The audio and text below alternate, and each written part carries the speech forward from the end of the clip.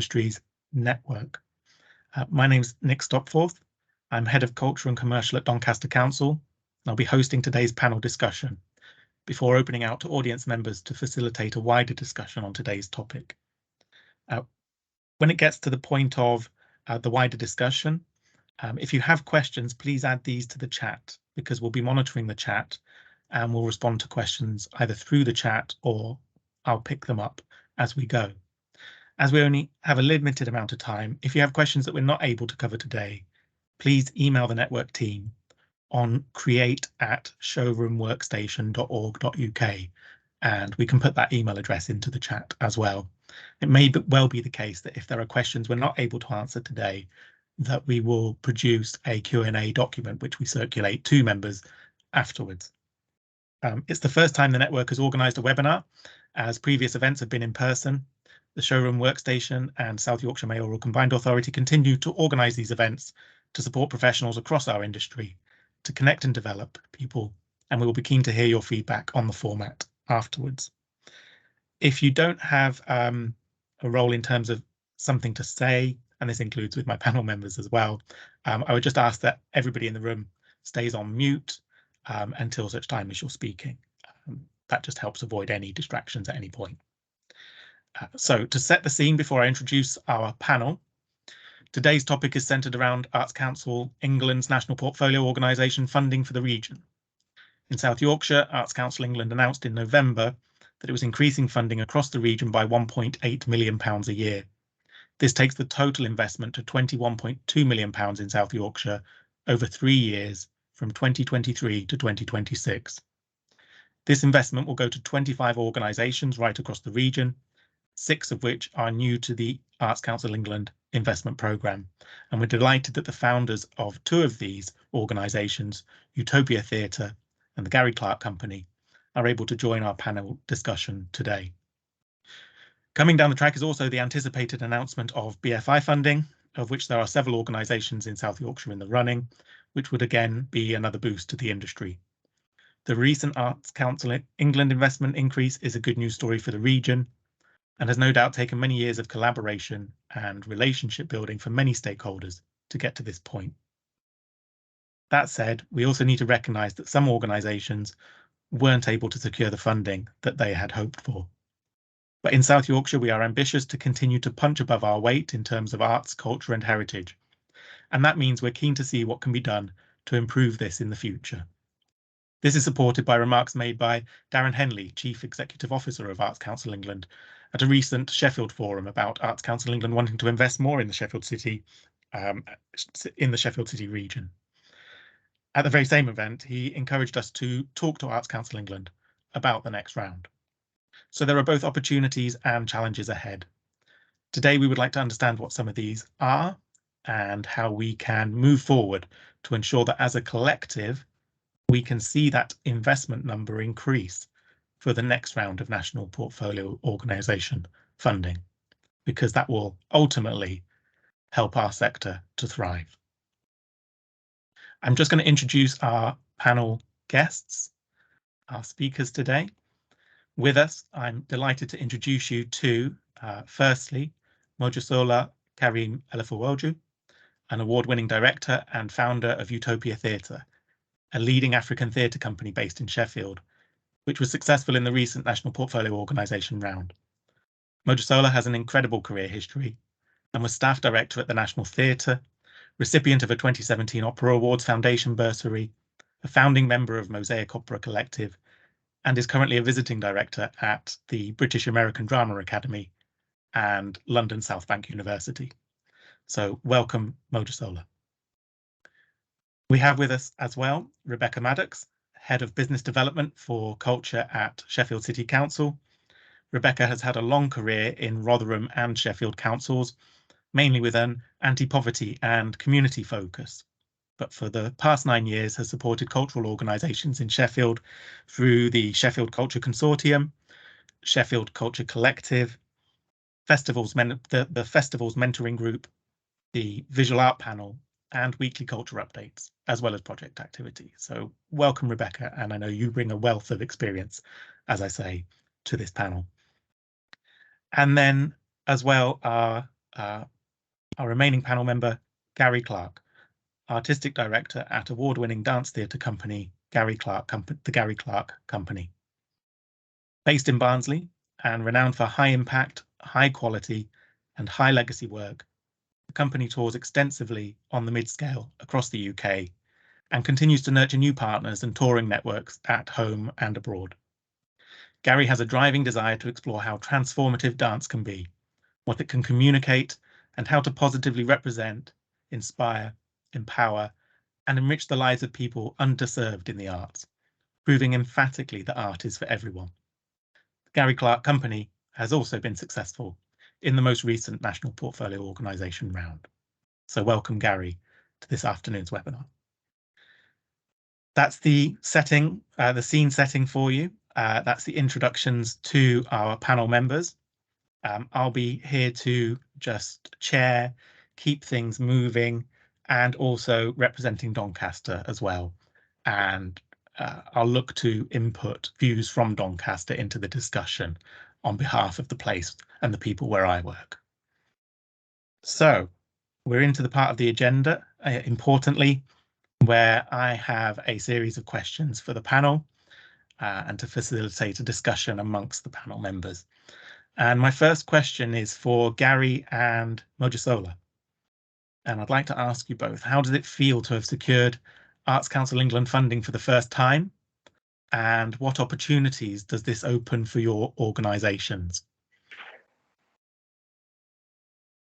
You want to go first, Gary? Want to go first? Yes, I can do. Can everyone hear me okay? Am I on speaker? Hello, everyone. Thank you for being here today. Well, I was very pleased initially, considering the current climate. You know, it was a huge sigh of relief to know that as a company, as a new organisation, that we'd secured funding, which means we could be planning much longer term than what we've been used to. But just to kind of put this into context, I've been operating as an independent artist for the best part of 20 years, both as a performer and as a choreographer, and jumping from project to project and relying on project funding from the Arts Council of England to deliver our work. And over that time, I've managed to collaborate with and bring in an esteemed team of not just creative collaborators, but producers and administrators and staff to kind of help deliver our work, not just regionally, but kind of nationally. But just through our practice and the way that the work was developing, the infrastructure was growing and the ambition of the work was growing, which meant that we needed greater funding, larger sums of funding. Our touring networks became a lot bigger. We had bigger ambitions to tour further, simply because we want to create national impact with our delivery. So with that comes a higher stake, and we were having conversations with the Arts Council of England and various other organisations who were looking at the figures starting to grow and kind of growing concerned at the fact that we were relying quite heavily on project grants to deliver these quite ambitious projects. So it was advised to us that an NPO kind of infrastructure might be a more suited way to align our work. So we've been looking at applying for NPO for many years. However, one of the problems is that it only comes around back then it was 4 years. So we're always in this predicament of going, well, what do we do in the meantime then? You know, how can we be resilient in our work? How can we keep on delivering the work that we do on kind of project grants? And then COVID happened.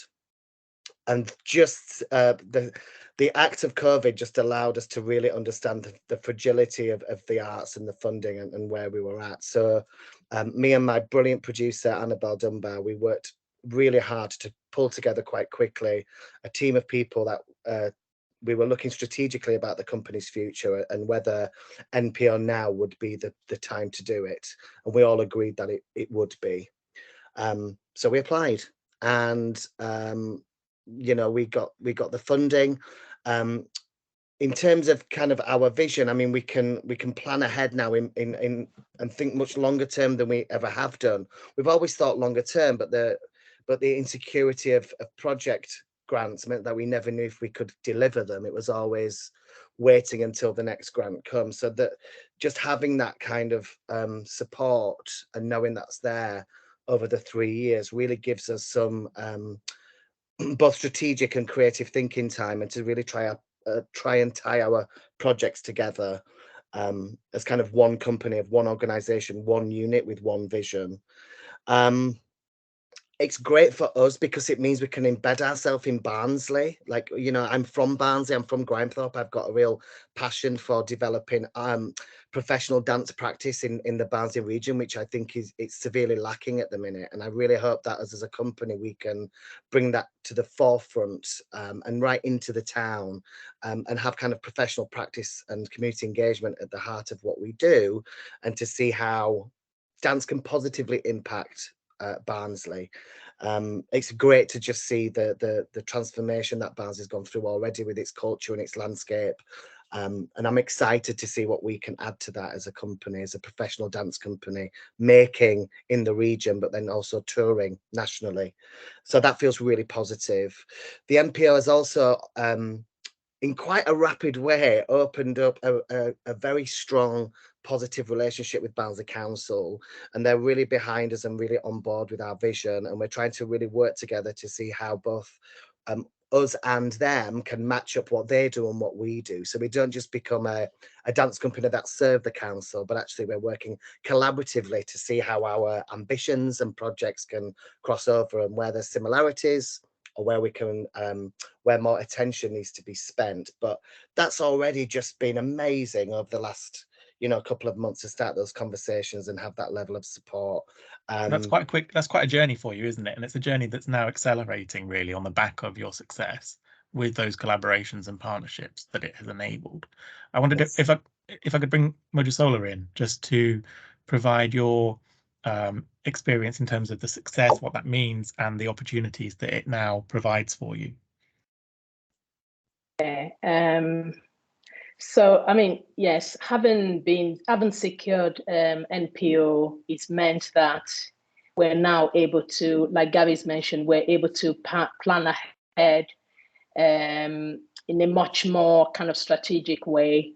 It also means that we're able to kind of collaborate in a way that we haven't been able to because of the insecurity of having to apply for funding, and also not being sure whether you're going to be successful with that funding.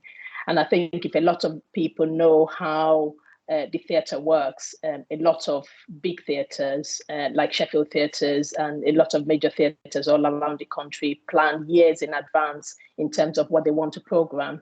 And not having that funding secured means that you're not able to kind of take opportunities as they come to you. So that, I think for us, that's one of the most important things, that we're now able to just take on opportunities as they come to us, and also our impact in the way that we want it to be felt within the Sheffield community. We can now drive ahead with that vision. We have a vision to embrace our community and make sure that the work that we make feels like it's accessible to them.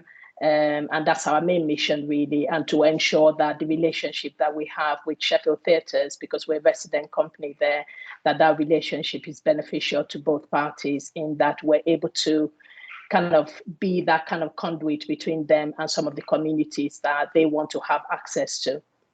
So in that respect, that respect, having got that funding has really been really good for us. That's fantastic to hear, and I think there's a commonality there across what you're saying then, in terms of the strategic lifting of what you do, how that takes it further, and you're able to have different relationships now, different discussions at a more elevated level, but also that point there, Modusola, around just having security as well in such kind of sometimes insecure times, or with challenges all the way around you. To have that security means you can concentrate on the vision as well, and be allowed and enabled to do the good things. I've got a supplementary question for you both, in terms of what do you feel were the key ingredients for you to achieve NPO funding, some of which I think you've touched upon, but is there anything you haven't mentioned that you thought would be a key ingredient to securing the funding? Again, you've described, I think, a lot of relationship management, for example. Is there anything else? I think for us, it's been planning ahead. just basically knowing where we want to be and striving to be where we want to be. So we knew when we received Elevate is to allow the company to kind of put all the systems in place that allows it to fulfill a lot of the vital criteria that you need to fulfill for the Arts Council. For example, having a board of trustees that is strong and that is very supportive of the organization, and just having general systems in place that mean that the Arts Council can view you as an organization that they can invest in. So we spent 5 years just really working towards that. And that is really important, I would say, for any organization wishing to apply as a national portfolio organization, is that they need to really give themselves time to plan ahead. Because if you plan ahead and have all those, you're having those conversations with the Arts Council 4 or 5 years well in advance of the time that you're going to apply, then you get all the relevant advice as well that you need to get to ensure that when you're presenting your company as a company for them to invest in, that is a company that they want to invest in. Yeah, absolutely. And as somebody who's heading up an NPO organization myself, I can echo that. Absolutely. It is around the long-term planning, and it is about credibility and the ability to be taken very seriously by a major funder. And to do that, you have to have the right systems, the right people, and the right approaches. And you have to understand the requirements of the funder throughout as well. Gary, was there anything you wanted to add?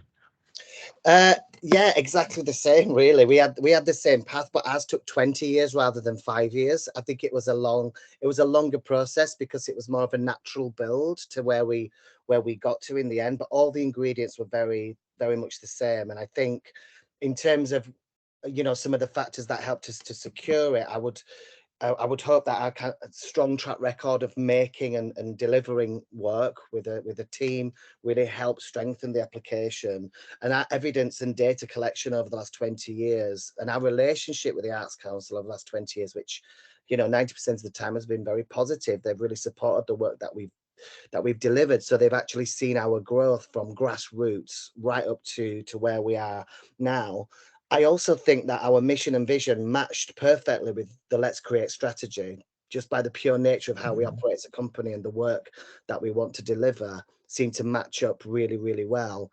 And I also think being in Barnsley was a big thing. I think the postcode really did matter, you know, with all the kind of levelling up and place-based work. I think that really stood in our favour and was a strong factor in us securing an NPO. And then on top of that, having all of those conversations about the board and the responsibility of the organisation, and actually your relationship with the Arts Council changes. It's not just about your projects anymore. It's not just it's not about the art, but it's actually about you as an organisation, how you can strengthen the ecology for the better. That's exactly right, Gary, and that's the maturity that I was referring to earlier, and the credibility as well. And that can be a very long-term journey. Some organizations do it more quickly than others, but it's the journey, isn't it? And you have to be consistent, and you have to have the tenacity and the willpower to continue with that vision throughout, really. Rebecca, if I might come to you, there's a good level of optimism for the latest round for South Yorkshire. What do you feel enabled South Yorkshire to be as successful as it has been overall? And how does this allow South Yorkshire to heighten its reputation for great arts, heritage and culture in future, in your view? Thank you. I would certainly echo some of the comments that have been already made by Gary and Mojisola and yourselves. Obviously, fulfilling the Let's Create strategy is absolutely key to everyone's success in this process.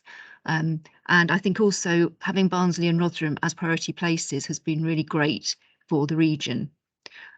Interestingly, for Sheffield, we went into the process with 11 NPOs, and we came out of the process this year with 11 and a half, with 2 who swapped in and out, one of who swapped in is Utopia, which is fabulous.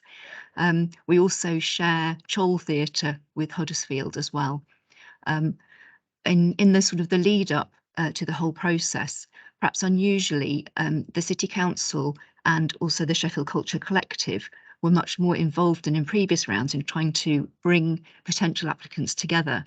So we actually had quite a few meetings where we brought together those who were existing NPOs, those who wanted to apply this time around, as a kind of peer support group, and tried to help people support one another within the whole process, because I think it can feel quite lonely as well as quite daunting with the whole application process. The Sheffield Culture Collective pledged to support successful NPOs with a small amount of match funding, which we hoped would also encourage the Arts Council to give us more NPOs this time around. So that didn't exactly happen. I still think that's been really important to try to connect up the private sector and other sectors with the arts sector as well within Sheffield. You know, it's something that we hope to build on further in the future. So in terms of allowing South Yorkshire to heighten its reputation for great arts, heritage and culture, absolutely. I mean, I think, as Gary mentioned, there's kind of levelling up to be done almost like within South Yorkshire. We have so much to share across the boroughs, and such a great offer between us. So I think it's about really strengthening those links, working together as organisations as much as we can, and you know, just showcasing the creativity of all the different communities and cultures that we have in our region. I mean, what I would just mention as well, as people will know, I mean, we had a number of unsuccessful NPO applicants as well. We've met together since, and we're starting to think about how those organisations and others can be supported into the next round. We may pick this up a bit later You're in the going to seminar. segue really Okay. neatly Shall I stop? into my Shall I next stop? question. Or shall I segue? It's almost like you knew. Yes. But I would echo what you said earlier there around the connections and the importance of those connections and how NPO status evolves those connections and heightens them. When we secured NPO status the first time 5 years ago for Heritage Doncaster, our museum service, when we put the application in, I think we felt very isolated, really. And we were trying to change things from being quite a traditional museum service to something very progressive, very community orientated, and working with different forms of practice. And when I look at it now, it's incredibly well connected, and some of the work is seen to be exemplary in its field. And it's our NPO, the focus and that time that you get to focus on the vision and the stability that Mojisola was referring to earlier, it makes such a big difference.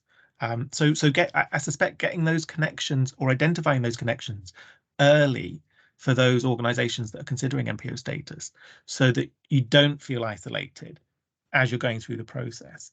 And with all that backing and that strength that we've got in the region, that feels really important. But yes, you had anticipated my next question, and this is for all the panel members, please. There are also organisations, as you've highlighted, Rebecca, that didn't receive what they'd hoped. And I know in Doncaster, for example, we were looking, I think for all our NPOs, we're looking for enhancements to previous funding and may have received a consistency of funding, but not more than that. For those organisations that didn't receive what they'd hoped for all panel members, what advice would you give to those organisations and the representatives who lead them?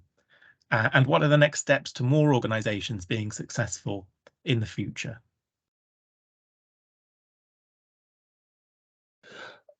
I can speak. Gary.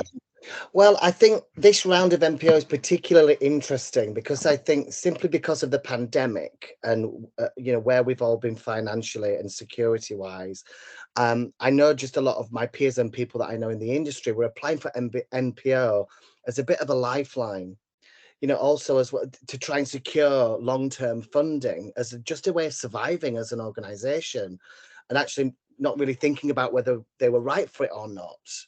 And so I think some of my advice is about kind of hopefully by the next round comes around, things will be a little calmer in terms of the landscape now. We'll not have the pandemic looming over us to kind of deal with. So it's all about kind of making sure that you really align with the NPO. It's a very different outfit. It's a very different approach. And I think, again, I just know through conversations that I've had, some people have gone into NPO like they would do a project grant and then actually been quite surprised at the level of depth that you need to go into to be able to secure that kind of the NPO portfolio status. And I think just, yeah, that kind of play goes back to what's already been said, but that kind of early conversations with the Arts Council about whether the portfolio is right for you and what it actually entails. So you've got from the very beginning some very clear signposts of of where to go and what to do. So then you can make a really informed decision of whether it's the right path, because it's not for everyone. It's not just 3 years of funding. Actually, the whole thing changes, and it's not right for some organisations, and it is for some. So, you know, and it's fair to say that we as a company, we're testing this as well. After these 3 years, we might go back to what we were used to, but it's not the be all and end all of funding. And I think that's a really good point, Gary. Absolutely. And I think sometimes it is seen that way, and understandably so, but it is a huge commitment for people and organizations' time and resources, and therefore expectations as well. Whereas I think for every organization, we should be interested in sustainability and growth, which wouldn't necessarily be tied or aligned to one funder only. And therefore, for those organizations that have not been successful or it didn't meet their expectations, I think the challenge there is, so where does the business plan pick up other opportunities for growth? So yeah, absolutely, Gary. Rebecca and Mojisola? Yeah, I think for me, it's also about thinking about the work that the Arts Council want to fund, whether that is the type of work that you want to do. Because I think it's really important that when for me, I felt like it's really important when you're completing these forms that what you're promising to deliver are things that you want to deliver, and that they are the type of work that you want to do. Because I feel like there were lots of organizations that went into this round just thinking it's just a form, but actually it's not just a form. It's a form where you're saying to the Arts Council that you might want to rethink some of the work that you're doing. You might want to rethink some of the audiences that you're working with, and you might be working in a different way. And I think articulating that, if you don't really mean it from the bottom of your heart, could be really, really difficult. And I feel that the reason that we've been successful is the fact that we've already been doing that work that the Arts Council want to fund. We've been doing that for the last 10 years. So trying to secure funding to do it wasn't really difficult. Yeah, thank you, Mojisola. Rebecca? Yes, I think those are really good points. I think another thing that would perhaps be useful for groups, because as I say, we've had a meeting already of some of the groups in Sheffield who applied who weren't successful this time around, and we had a really good chat about what the process had been like, how grueling it had been, how it's the same if you're a tiny organisation or a large organisation. So it asks a lot of organisations, and as Gary said and Mojisola said, it's not actually right for everybody necessarily. However, I know that in discussions with Kate Brindley from the City Region, there's the possibility that we could actually develop some kind of support mechanisms to help organisations to grow over the next 3 years. I mean, this is at a very early stage at the moment, and I hope she's not pulling faces behind the scenes on the call that I'm mentioning this, but I think that could be an amazing opportunity and an amazing kind of support mechanism that CIMCA could put in place for cultural organisations, possibly, growing in other ways, not just towards NPO, but with that as a sort of framework, I guess. And we talked about how very specific, well, there's some kind of generic capacity building, sort of skills development, which could be really useful, but also potentially some quite sort of high level specialist advice on things like HR, business planning, and so forth. And that may be something that we could develop into a programme, I hope, into the future.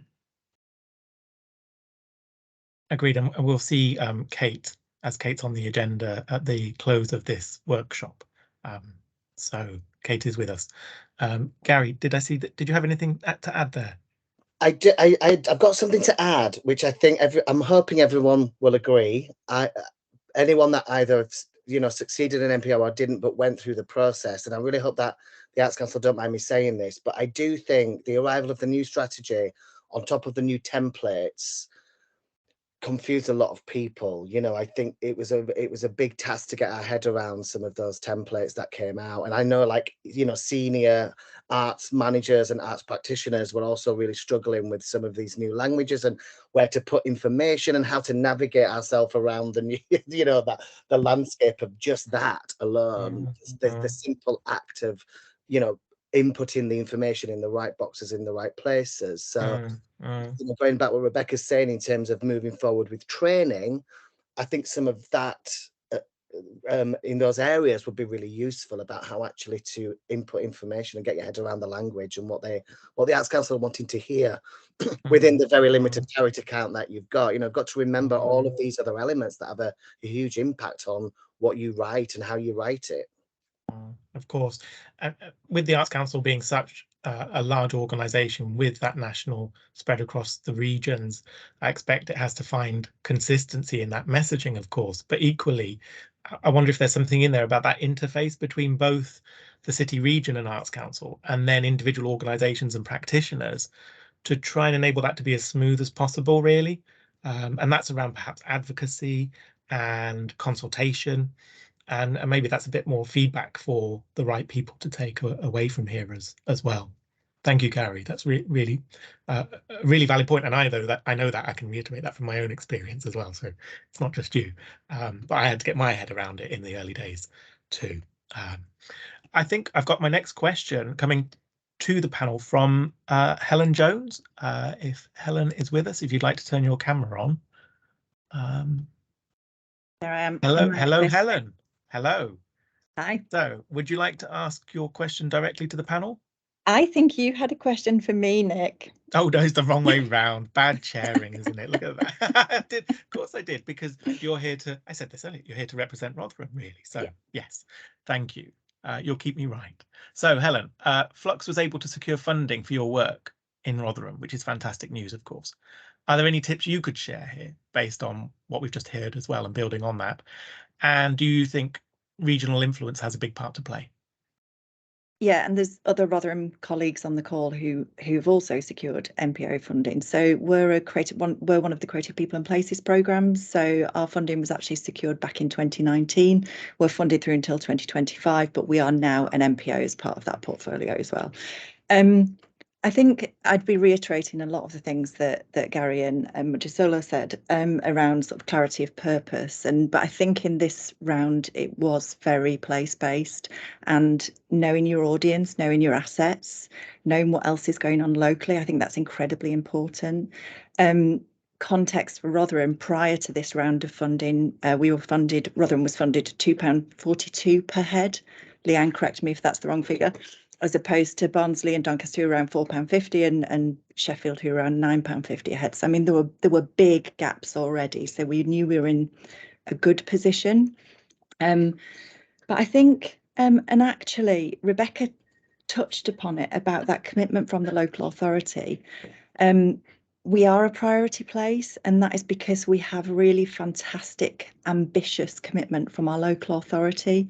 And I think Rotherham is just outstanding to work with in that way as an arts organisation. So, and our collective approach across the partners, I think that's really, really important. We did have one partner who went for NPO and didn't get it. You know, other partners, one partner got quite a big uplift, a substantial uplift. One got standstill, and one got less than they wanted, but they were new to the portfolio as well.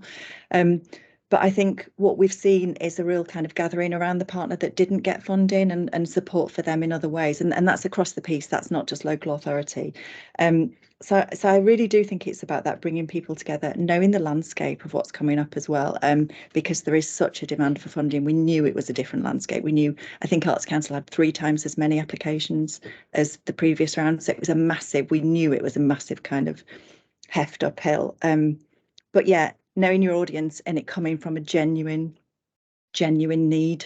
And I think Gary said, you know, if you could just put a bid in, you could just think it was writing a form, but actually it's not. It has to genuinely come from a place. And actually the question you asked Nick about the regional, I guess yes, but I think sometimes I think these places are very individual as well. So the 4 South Yorkshire areas are very individual, and actually we have to recognise there is competition across, and that can be an asset and it can also be a real risk. So I think that there is a risk inherent in taking a regional approach as well. I think in terms of asset building across the region, that's really, really important. But I think we also ought to, and there is the danger of losing this if we do go across the whole region, is that we are unique and we should be uniquely ambitious and we should tell different stories about our different places. So I just think there are pros and cons. That's a really good point, and well made. And I think there is something then about if it's regional. For me, that feels like around our commonality of purpose and building upon where our strengths are, but at the same time, not therefore compromising our integrity, our individuality, our identity, and all that means in terms of our communities and diversity at the same time. And actually, the commonality of approach enhances that, where we look to apply at a local level. But thank you, Helen, and thank you so much for getting the question the right way around as well, because I would have struggled to answer that on your behalf, obviously.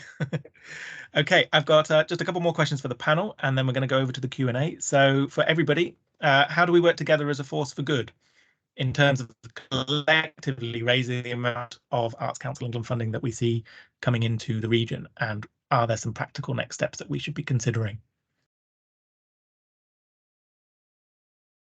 I think we've touched on some of these already, haven't we? I think there's a big question about council match funding, which I might as well put out there because it will come out anyway. It's something that Sheffield in particular really struggles with.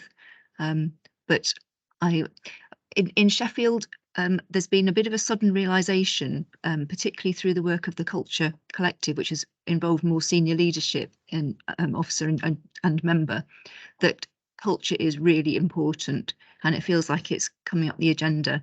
And I think that can only be good. That doesn't mean that suddenly there's a big money tree that appears, but I think the sort of the context for culture in Sheffield is going to improve in the next few years, and we're actually having a new cultural strategy based on the current Culture Collective strategy, which was adopted last autumn, and that will be co-created with the sector and with partners, and I think that will give real kind of priority and focus for the future. And you know, NPO applicants and others will hopefully benefit by being part of that strategic context.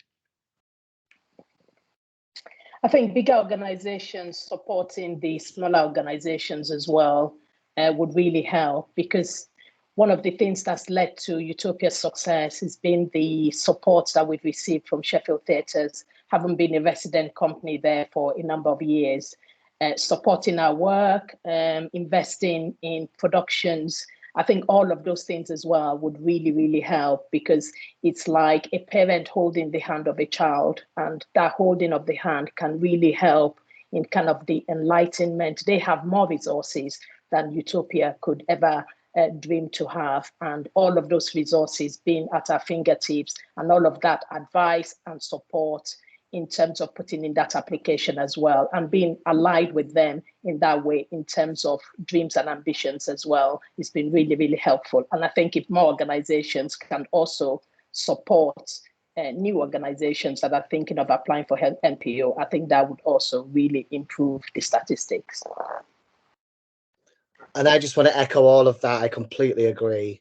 There is a preconception that if you become an NPO, that suddenly you've got bags and bags of money and that you're suddenly rich. And actually, that's not the case. And maybe I just use this as an opportunity to say to people that we got a 30% reduction of what we actually asked for.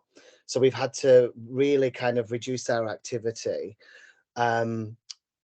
And now we're having to look for other funds elsewhere because we still want to deliver. So this idea of working collaboratively and actually hand-holding and supporting each other, I think is really vital, and to try and not just lean into this preconception that because you're an NPO, then you have all the money, because that's not true. And I think over the years, we've developed amazing partners in like you were just saying, with theatres and commissioners, and they've been really instrumental in the development of our work as a making and devising company.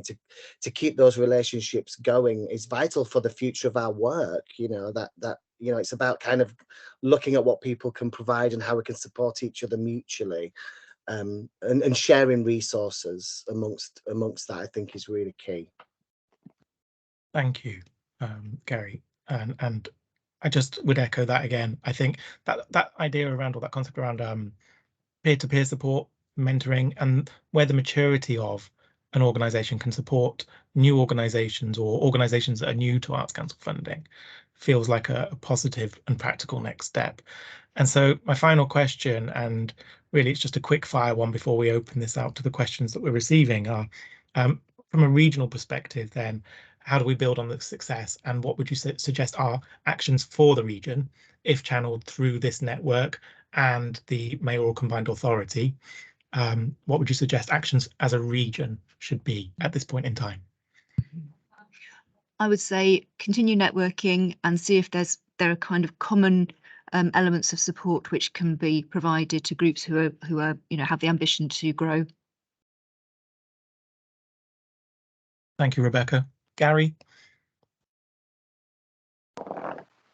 Yes, similar actually. I've just put here, celebrate our commonality and our differences, and celebrating what Yorkshire and South Yorkshire stands for in all of its legacy, its history and its future. So again, there's something in there, isn't there, about identity as well, and celebrating that identity, which can change over time, of course. And Mojisola? I would say it's really important as well for the local authority and all of the important stakeholders in the city to make it quite clear how important it is to have this NPO investment in the city. Because by bigging up the importance of having this funding, then more organizations will work towards having it. And this funding can be very impactful within the community, because I know that the money that we've received would definitely help in certain areas of Sheffield. And that would also mean that some of the work that Sheffield City Council is doing will be some of the work that we would be doing for them. So in a way, by them supporting organizations and really ensuring that they really spend some time to put the publicity out there about how important it is to have these organizations within the city, that in itself would boost more applicants in the future. Thank you, Mojisola. That's wonderful. And thank you for the panel discussion, which has been so helpful. And it's been fantastic to just hear your views for the benefit of our audience. And I'm sure there's much that can be taken away today. I'm going to continue now to the Q&A section of the agenda, noting that I'm just slightly behind schedule. And if I might just ask Ian Wild, who I know is with us, the Chief Executive of the Showroom. I think Ian has a specific question, if you're there, Ian.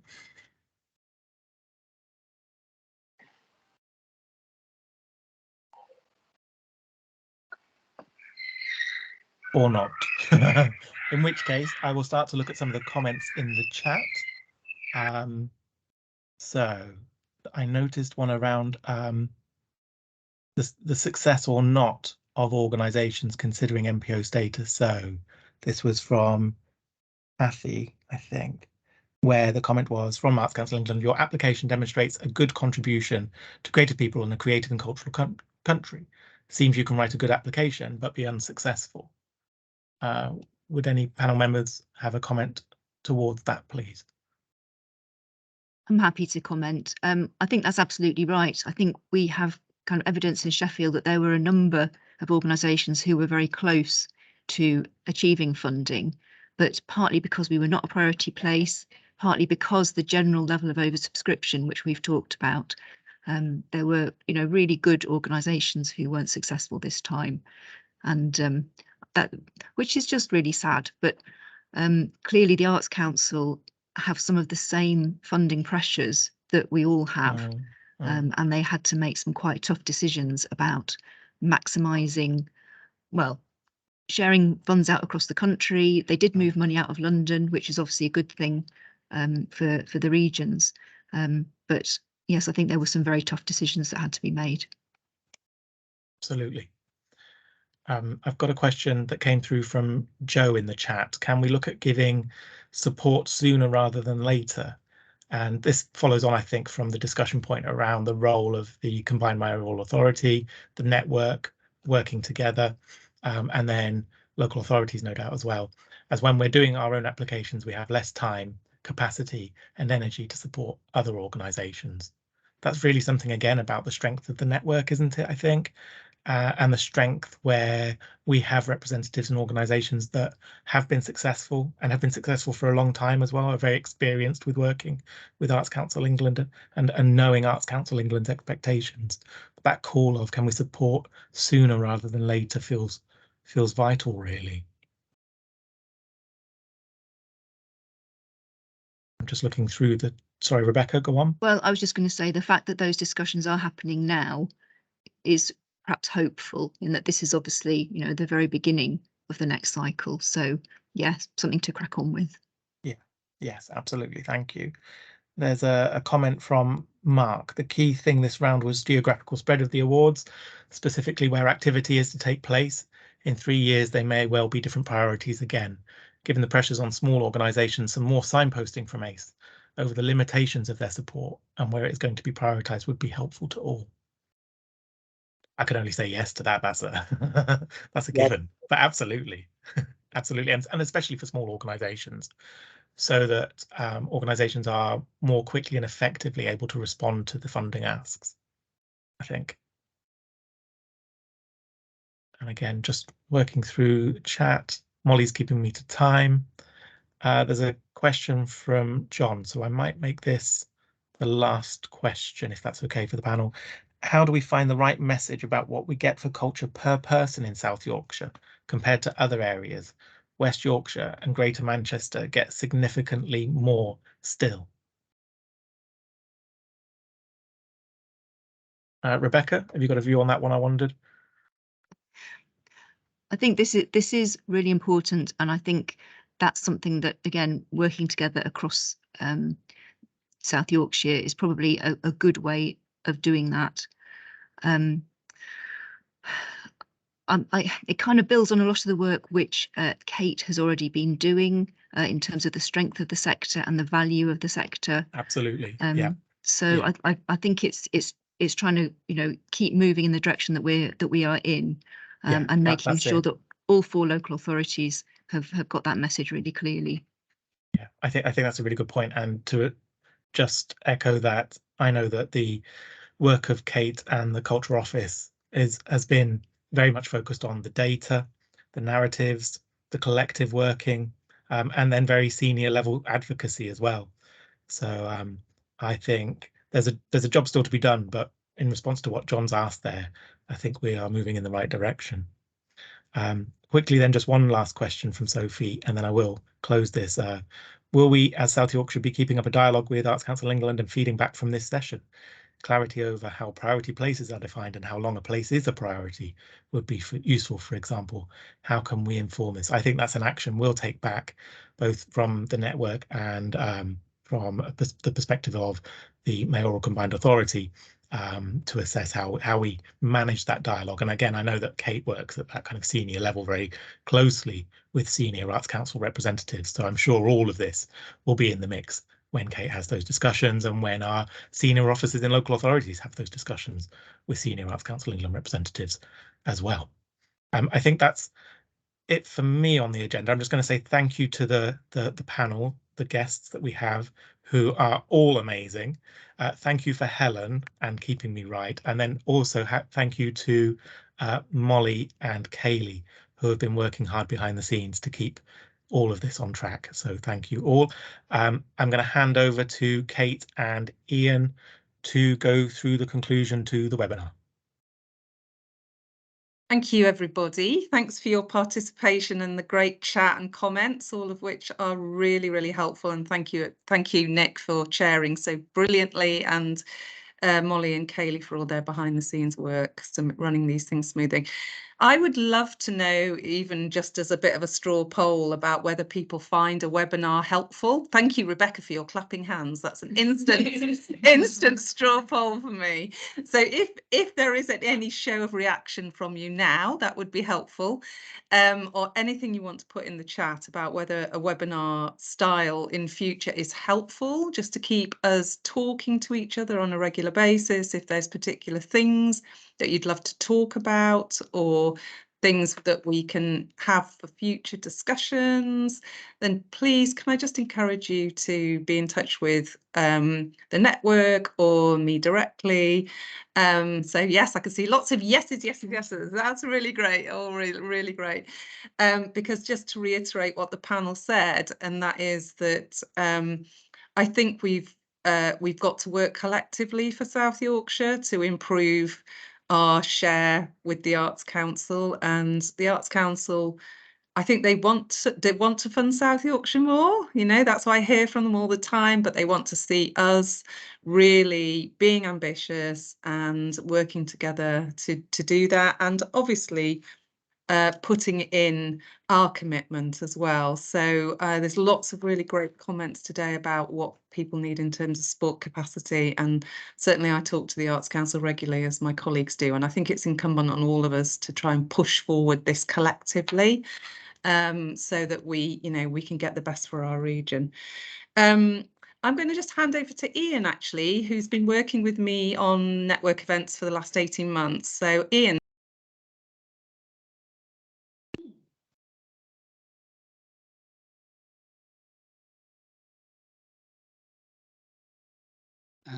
Thanks, Kate. Yeah, I just thought I'd basically say a little bit about the South Yorkshire Culture and Creative Industries Network, which we started at the end of 2021 with a big event in Sheffield. But the objective of it was to try and improve networking across South Yorkshire, which was fairly non-existent at the time between cultural organisations. And what's been really pleasing over the last year or so, when we've organised events right across our region in Barnsley, Rotherham, Doncaster, as well as Sheffield, is how the number of people who attend has grown with each event, and that people are travelling, so they don't just go to an event if it's in your town, they go to events across the whole region. And it feels like people have been making contacts and developing networks spinning out of those events, and it becomes very hard to get people to leave at the end now because they're sort of enjoying them so much. But obviously that's being supported by the Combined Mayoral Authority, and organising live events is actually quite expensive, we've discovered.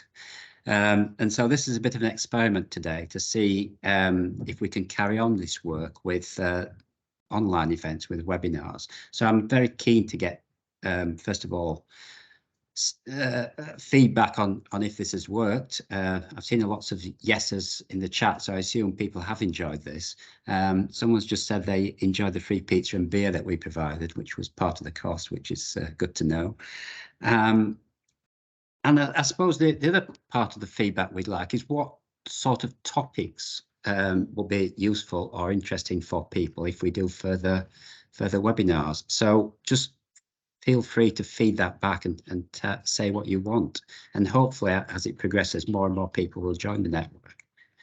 But it feels to me it's been quite important in building a sort of bit of regional cohesion, and that's going to help with further funding bids in the future. So yeah, so it's been quite an interesting experiment today. I felt it worked really well, and hopefully you did as well.